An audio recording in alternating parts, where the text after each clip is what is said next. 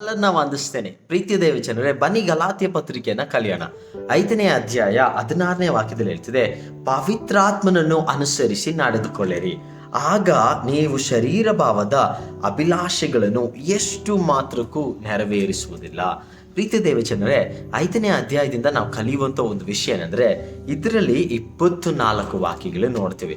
ಅಪೊಸ್ತಲನಾದ ಪೌಲನು ತಾನು ಬರೆಯುವಂತ ಈ ಪತ್ರದ ಕೊನೆಯ ಭಾಗಗಳಲ್ಲಿ ಅವನು ಹೇಳಿರುವಂತ ಈ ಬೋಧನೆಗಳನ್ನ ಅವರ ಜೀವಿತದಲ್ಲಿ ಹೇಗೆ ಅವರು ಅನುಸರಿಸಿ ನಡೆಯಬೇಕು ಎನ್ನುವುದಕ್ಕೆ ಉತ್ತರವಾಗಿ ಅವರಿಗೆ ಈ ಪತ್ರಿಕೆಯಲ್ಲಿ ಉತ್ತರವನ್ನ ಅವನು ಬರೆಯುವನಾಗಿದ್ದಾನೆ.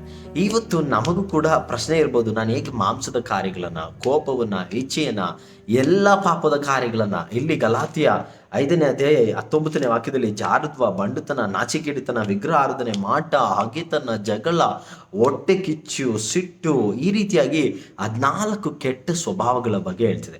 ಇವುಗಳನ್ನೆಲ್ಲ ಜಯಿಸಬೇಕಾದ್ರೆ ನಾವೇನ್ ಮಾಡಬೇಕು ಗೊತ್ತಾ? ದೃಢವಾಗಿದ್ದು ಪರಿಶುದ್ಧಾತ್ಮನನ್ನ ಅನುಸರಿಸಬೇಕು.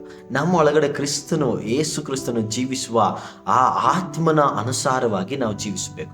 ಆತನ ನಮ್ಮೊಳಗಡೆ ಜೀವಿಸುತ್ತಾನೆ ಎನ್ನುವಂಥ ರೀತಿಯಲ್ಲಿ ನಾವು ನಂಬುವಾಗ, ಆತನ ವಾಕ್ಯ ಹೇಳುವಂಥ ರೀತಿಯಲ್ಲಿ, ಆತನ ಸ್ವರ ಹೇಳುವಂಥ ರೀತಿಯಲ್ಲಿ ನಡೆಯಲು ನಮ್ಮನ್ನೇ ನಾವು ಬಿಟ್ಟುಕೊಡ್ಬೇಕು.